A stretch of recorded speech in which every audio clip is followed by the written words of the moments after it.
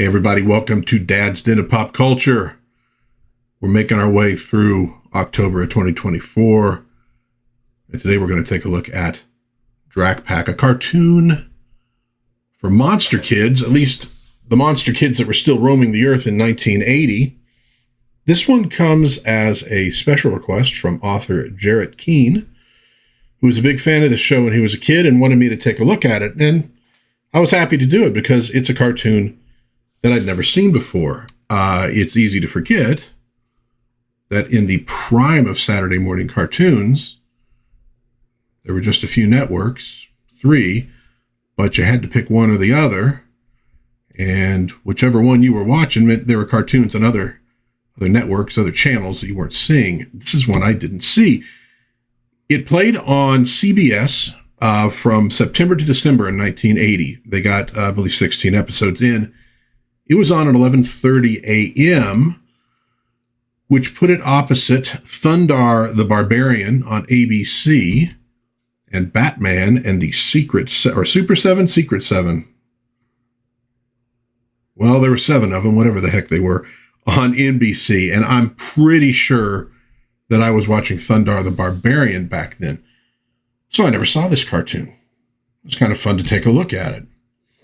Now, it was produced by Hanna-Barbera's Australia division, although it doesn't have any particular Australian aspects to it. Looks like it's set in the United States and all that stuff. But for Hanna-Barbera at this time, pretty good animation in this one. By 1980, Hanna-Barbera, some of their cartoons were getting a little bit sloppy. And it doesn't look like we were getting a lot of frames per second in what they were producing. Hanna-Barbera had been really on top of the cartoon world, Saturday morning cartoons anyways, for a long time. So maybe they were starting to get a little bit lazy. I don't know. But either way, this one actually looks pretty darn nice. It has a nice opening. Crazy monster faces coming past you and all this good stuff. And then we see Count Dracula, who is often referred to as Big D in this one. It was an innocent time. So he's going to play sort of the Charlie to the Drak Pack's Angels in this cartoon. Now, our heroes just look like normal teenagers there, right? We got Drac Jr., we got Frankie, we got Howler, but they're far more than just your average teenagers. Now, these kids have this groovy car called the Dragster. Always a nice touch in these things. And it can turn into a boat, it can turn into a plane, it can do whatever they need it to do in the cartoon, which saves on a lot of, having the characters have to run back to get this or run over here to get that. It makes for a more fast-paced cartoon. But when trouble arises, they can join hands and become the Drak Pack, taking on the monstrous powers of their ancestors. You see, Drac there is like the great something grandnephew of Count Dracula. Means he wouldn't have inherited any. No. We're not going to think too. Apparently, Frankie is descended from the monster, and Howler from Lon Chaney Jr. So, the main baddie that they face is Dr. Dread, leader of Ogre, the Organization for Generally Rotten Enterprises, and with him is Toad, Fly, Mummy Man, and Vampira. And maybe they paid a license fee there so they wouldn't get sued. Not really sure. So the cartoon ultimately mixes the Universal monsters, more or less the Universal monsters, and I don't know if this was done in association with Universal or not, with superhero action, very kid-friendly comedy. This is definitely a cartoon for kids, so if you're not coming at it from a place of nostalgia, you're not going to be gripped by this animation necessarily. But if you're in that, probably 8 to 12-year-old range, it's pretty good stuff. you get the slapstick, you get bad puns, you get a lot of alliteration. It's a little superhero-y, kind of the way Batman 66 was superhero-y, i.e., not real heavy stakes, but bad guys, good guys go after him. You get the idea. It's not super comparable to, say, the Groovy Ghoulies from the 1970s, which was really more laugh-in for kids with monsters in it. Now, the Ghoulies got the same number of episodes as the Drak Pack, but they did also get a special where they meet Daffy Duck and Porky Pig, and there's like this live-action part of it, if I remember correctly, that is honestly worth watching. They also guested on a lot of Sabrina the Teenage Witch. So the Ghoulies got a little bit more play than the Drak Pack did, but not that much more. The cartoon really has more in common with Monster Squad, which I reviewed a few months ago on this channel. Monster Squad, live action, but it's about these monsters who become superheroes in order to make up for their past misdeeds. It's a very Batman-esque kind of show, including many of them being written by Stanley Ralph Ross. Very fun show, definitely worth watching. Go check my review if you want to see more about that. And so you have the monsters as superheroes concept, but also the Drak Pack are sort of trying to make up for the misdeeds of their ancestors. Kind of the same idea. Turning good to make up for all the old evil. So let's take a look at the first episode, and we'll kind of talk a little bit about the show itself. Color Me Dreadful. So we start off here meeting the bad guys. Of course, here we have Toad, who's voiced by Don Messick, who's exactly what you would expect. He's a toady. He's a little bit klutzy. He's not real bright. He's afraid of Dr. Dread, and Dr. Dread treats him like garbage. And we also see Vampira, who is voiced by Julie McWhorter. Kind of a Zsa Zsa Gabor sort of voice.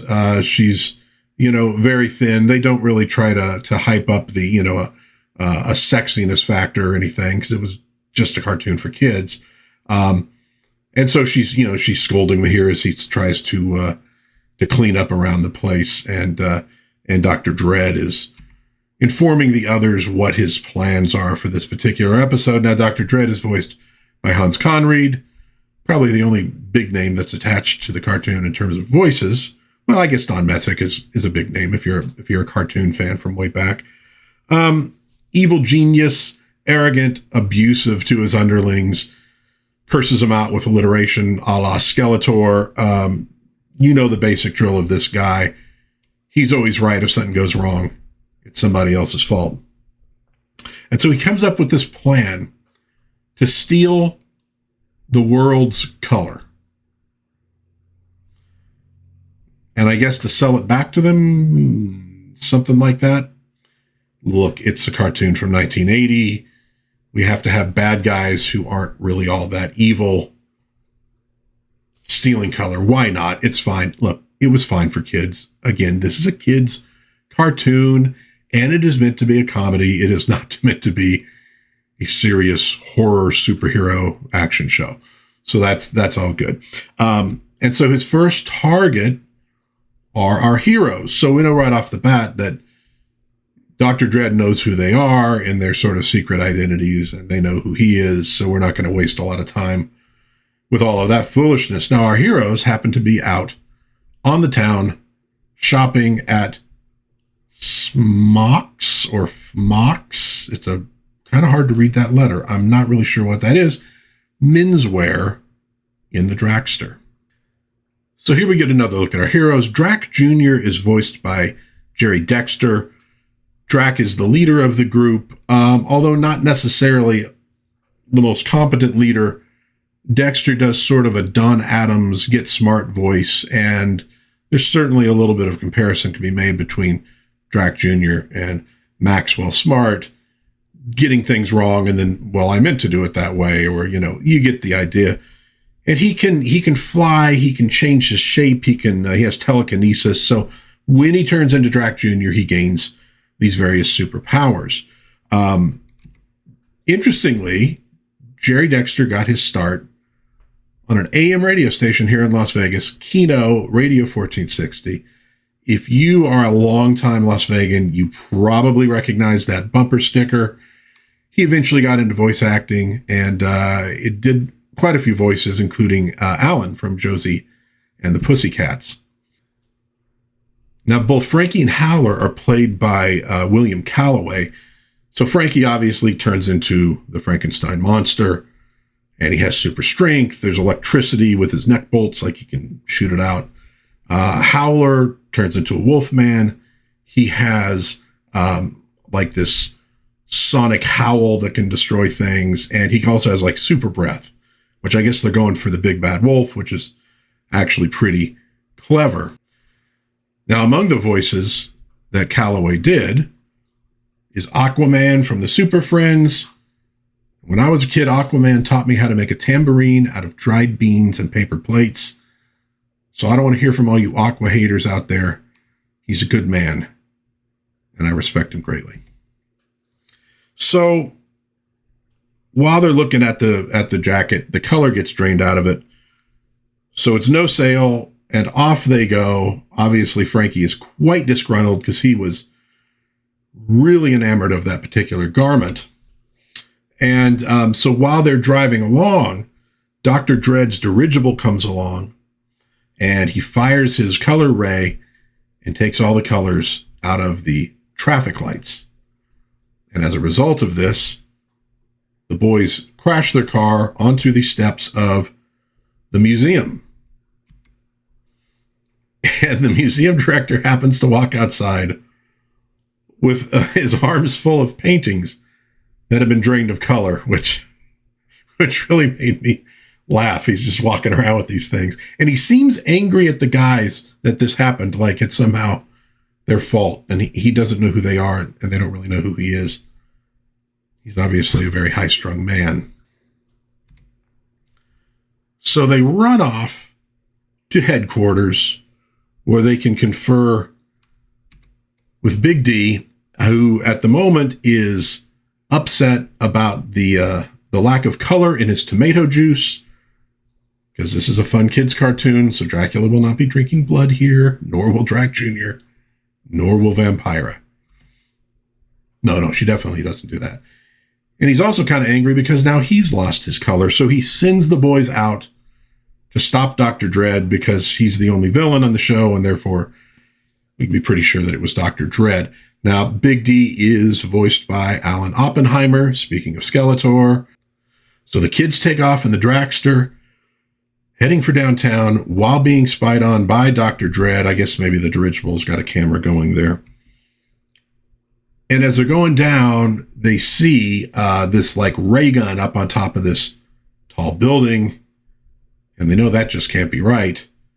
And it's confirmed when they find Mummy Man climbing up there on one of his bandages. So they head up. Now, Mummy Man, voiced by Chuck McCann, the great Chuck McCann. If you don't know him, look him up, for God's sakes. He was in tons of stuff. What was the space show with Bob Denver? Far Out Space Nuts. Yeah, I had to think for a minute, but no, Lost Saucer is Ruth Buzzy and Gomer Pyle. Any rate, McCann did tons of voices and things. He was a voice of the Thing, I think, in one cartoon. Great voice actor, great comedian. We also meet the Fly, who is voiced by Don Messick, and I believe that's Vampira in the shape of a pterodactyl. And so once they get up on the roof, we get a bunch of little skirmishes between the characters. They sort of fight it all out. So the result of these skirmishes ultimately is they end up tied up with ropes in a vat. See, when the color gets drained, it turns into a liquid which fill these vats. And apparently that's the angle that Dr. Dread's going to use to be selling this stuff to people. Again, it's not necessarily the most well thought out plan there's ever been. But being tied up, they cannot touch hands to activate their powers. And so Dr. Dread decides he's going to drain the whole world of the color pink. And So as he does, and you see a bunch of shots of him draining pink from different things, the liquid starts filling up the vat, which could potentially drown them. Of course, he's going to have to shut that little door before that happens, because otherwise it would drain out. But he is an evil genius, so he's going to think of that. Don't worry about that. And while they're stuck in the vat, we see Toad playing around with the colors. The color ray can turn things colors as well as take them away. And he's checking out, seeing what he'd look like in, pink and yellow pants. At any rate, Toad's kind of your main comedy relief in this thing. So while they're in the vat, Howler figures out a way to get Frankie angry. And I was thinking, wait, no, he's not Frankie. I know he is Frankie. And he turns into Frankie. It's a very complicated cartoon. Gets him angry. He manages to burst his bonds, which means the boys can now assume their super heroic identities. And now the fight is on, and we get to the sort of action comedy aspect as the two sides square off. Now, again, this is a kid's show from 1980. There's not going to be any punching, kicking, hitting. It's going to be people standing and saying something and then doing something. And then you might see what happens, but you'll probably just see the aftermath, because it's hard to animate crazy stuff happening using the style of animation they used to do back then. It's how it works. But primarily, it's a bunch of slapstick. And yes, as kids in the 80s, we definitely found this stuff funny. We were happy to watch it. I know. If you're in your 40s, your 50s, Drak Pack's not going to, change your world. But I promise you, if I was 10 years old and hadn't been watching, and now that I think about it, 8 years old at the time, and hadn't been watching Thundarr, I would have very happily watched Drak Pack. It's a groovy cartoon. And so, because Toad's messing with that color ray, it starts getting shot around and people are getting turned all sorts of different colors. There you see Mummy Man, where he kind of looks a little bit like the Yummy Mummy. Of course, by that, I mean the dude with the cereal, and not Janet Decay from The Mummy and the Monkey. Every Friday night, they host a movie on YouTube. Look them up. They're a lot of fun. You should check it out. So in the course of the battle, Vampira takes the shape of a lobster. Seems to make sense at the time. Again, she and Drac can both change into any kind of animal they want to, not just stuff like bats. They have a little bit more latitude there. And she ends up getting doused with yellow color, liquid paint. I don't know what you're going to call it. When the fly runs into something, I think she clips the hose because she's angry at him. So she gets doused with that color, and she's angry about it. And, typically evil doesn't really work that well with one another. And the boys think it's very, very funny. It's light comedy, but it's fun for kids, and there's plenty of silliness. Something you could definitely watch. Parents and kids could watch this thing together, and the parents aren't going to be like, mega bummed out. It's not like trying to watch Barney or something.